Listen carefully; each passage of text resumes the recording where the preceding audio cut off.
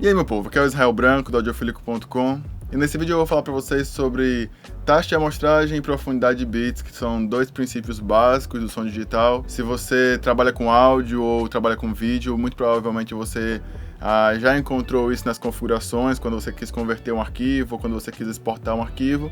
E nesse vídeo eu vou tentar simplificar para você o que é taxa de amostragem, o que é profundidade de bits, e também entrar um pouquinho o que é taxa de bits, né? Bom, normalmente, quando as pessoas procuram um áudio de alta qualidade, elas buscam pelo tamanho do arquivo, né? Muitas pessoas que não conhecem áudio.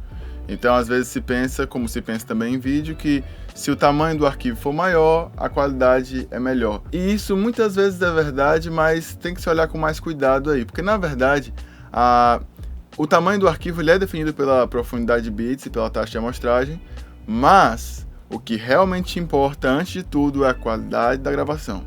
Então não adianta você ter a melhor compactação do mundo, o melhor arquivo, o maior espaço do mundo, se foi gravado em baixa qualidade.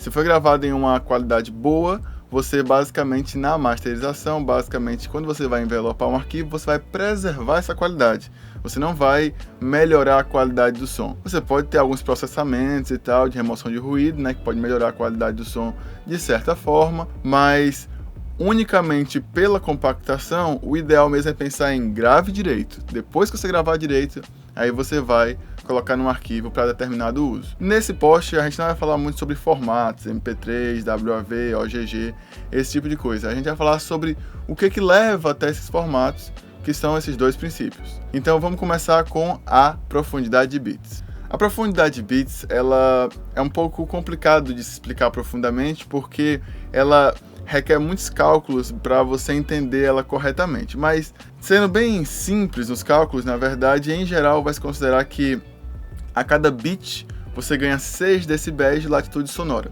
Então, um som com, por exemplo, 2 bits, ele conseguiria reproduzir um som com 12 decibéis de latitude sonora. Ou seja, a distância entre o som mais alto e o som mais baixo que você consegue escutar é de 12 decibéis. Se você não sabe o que é latitude sonora, tem um vídeo que a gente fez há algum tempo que fala um pouco sobre latitude sonora para explicar direitinho o que é essa diferença entre o mais alto e o mais baixo. E a taxa de bits, quanto mais você aumenta a latitude sonora. A categorização mais básica que a gente tem é o CD, que são 44.100 informações por segundo, que é a taxa de amostragem, que a gente vai falar um pouco já, e 16 bits.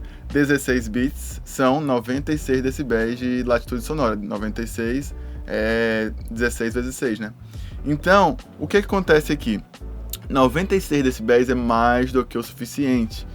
96 decibéis é muita diferença. 96 decibéis é a diferença entre o nosso coração batendo e um caminhão barulhento passando na rua, assim. Ou até mais, assim, um show de rock e o coração batendo, sabe? É uma diferença muito grande. E nós humanos, nós só escutamos entre 0 e 140 decibel SPL. Ou seja, já são 96 decibéis dos 140 que nós temos capacidade de ouvir. É muito complicado uma pessoa falar que está escutando uma diferença entre um som de 24 bits e 16 bits, porque pode ser que essa pessoa esteja falando a verdade, porque depende do sistema da pessoa, mas ela tem que estar num canto muito específico, com um isolamento muito bom, para que ela consiga escutar essa latitude sonora toda. Mas no cinema ou no audiovisual a gente grava em 24 bits, que são 144 decibel de latitude sonora. Por que a gente faz isso? Porque quando a gente tem a nossa edição, a nossa masterização, a nossa mixagem, a gente acaba bulindo bastante no som e acaba que a gente, meio que pode ser que a gente acabe diminuindo um pouco a latitude sonora, comprimindo o som, fazendo alguma coisa do tipo. Então a gente grava em 24 bits para poder editar e normalmente a gente exporta em 16 bits. Normalmente a gente também exporta um filme em 24 bits, mas lembre-se disso, um filme ele normalmente é pensado originalmente para ser assistido em uma sala de cinema, tratado acusticamente e tal, em um lugar que talvez seja mais possível se diferenciar 24 bits de 16 bits. Então, simplificando, 24 bits para gravação, 16 bits para reprodução. Vamos então para a taxa de amostragem.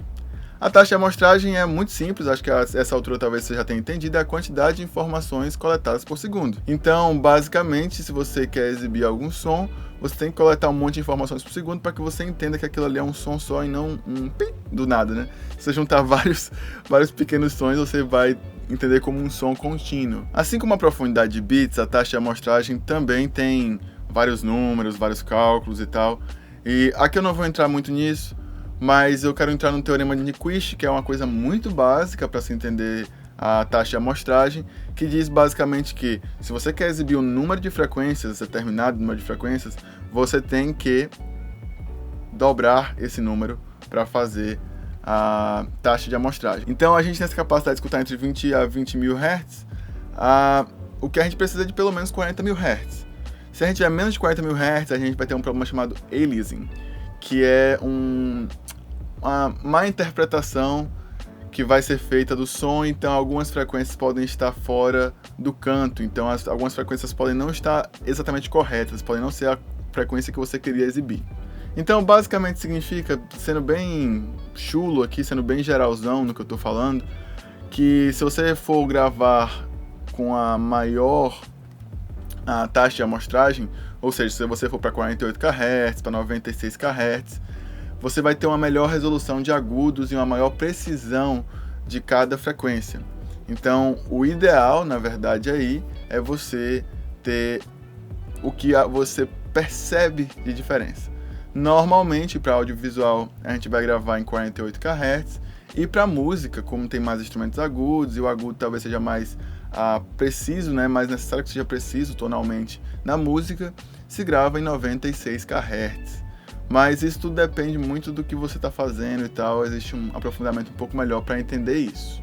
E aí, então, para concluir, o que é a taxa de bits? A gente viu que a taxa de amostragem é a quantidade de informações por segundo e a profundidade de bits é a quantidade de latitude sonora que o som vai ter. A taxa de bits é a multiplicação da taxa de amostragem vezes a profundidade de bits.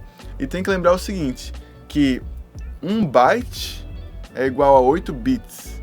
Então, um valor 8 vezes menor que esse vai dar mais ou menos o tamanho do arquivo. Tudo depende um pouco da compactação, de como vai ser o ficheiro e tal, mas essa vai ser a base para calcular o tamanho do arquivo. Claro que isso que eu estou falando aqui, o tamanho do arquivo, vale mais para arquivos com menos compactação, como WAV. Isso não vale muito para MP3, por exemplo, certo? Mas a gente vai entrar nisso em outro post. Por enquanto é só, eu espero que você tenha entendido o que é taxa de amostragem e profundidade de bits, e também tenha entendido um básico sobre o que é taxa de bits. E a gente se vê por aí. Se você tiver alguma dúvida, coloca nos comentários. Mas também, se você tiver alguma dúvida, dá uma olhada no texto no audiofilico.com, que foi co-escrito com minha amiga Lela. E a gente pode talvez ter sanado alguma dúvida tua lá no texto do audiofilico.com, tá um texto super simples. E daí, se você ainda tiver alguma dúvida, coloca nos comentários. Se eu puder responder, eu respondo, beleza? Então é isso aí, a gente se vê por aí. Tchau!